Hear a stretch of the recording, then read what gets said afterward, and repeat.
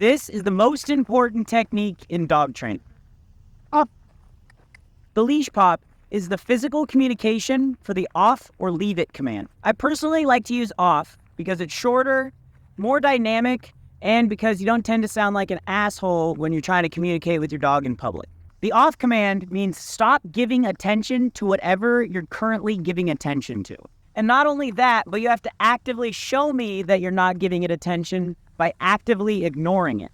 This means that a trained off command will work for get off the couch, get out of the kitchen, stop paying attention to that smell, stop walking in that direction. It's the all-encompassing command for behaviors that I do not want you to continue.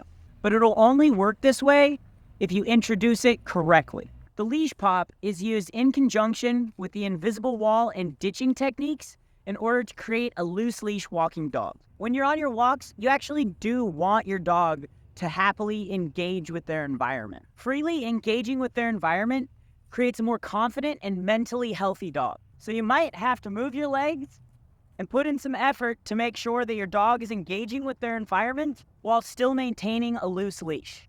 Because it's important that when teaching your dog to ignore things, you're not teaching them to not engage with their environment at all. And while you are allowing your dog to engage with their environment, you want to pay attention to about how long they give each specific smell their attention.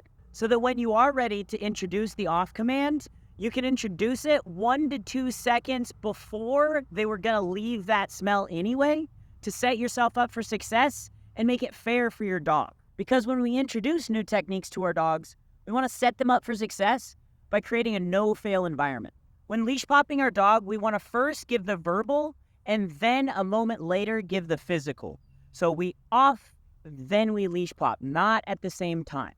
And when we leash pop, we are not yanking our dog away. I'm not forcing my dog to take steps. I'm pestering my dog.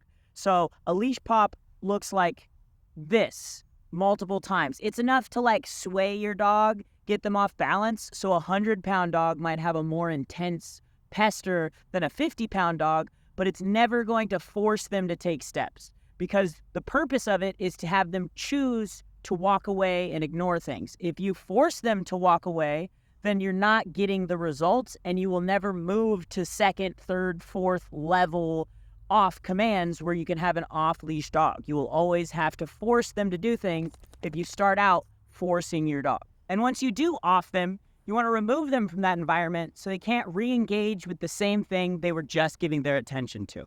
This teaches them to actively show you that they are ignoring whatever they were currently paying attention to and allows you to have an off-leash dog in the future.